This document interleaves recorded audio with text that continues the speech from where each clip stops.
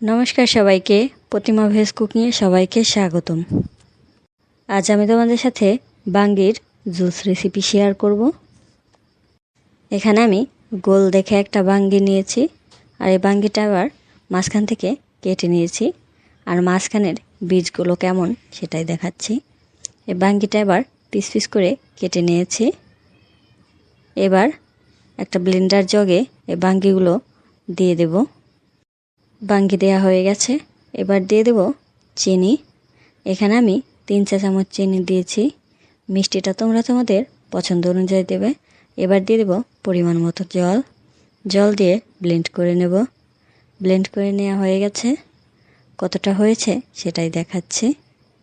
এবার একটা মগ নিয়েছি, এই মগে এবার জুসটা আস্তে আস্তে পুরোটাই ঢেলে নেব। জুসটা ঢেলে নেওয়া হয়ে গেছে, এবার দিয়ে দেব 1 টুকরো আইস। আইসটা দেওয়ার কারণে জুসটা অনেক ঠান্ডা ঠান্ডা লাগবে, আর এই গরমে অনেক প্রশান্তিও পাওয়া যাবে। বাঙ্গির সিজন থাকতে থাকতে আশা করি তোমরাও একবার এরকম বাঙ্গির জুস করে খেয়ে দেখবে। আশা করি খুবই ভালো লাগবে।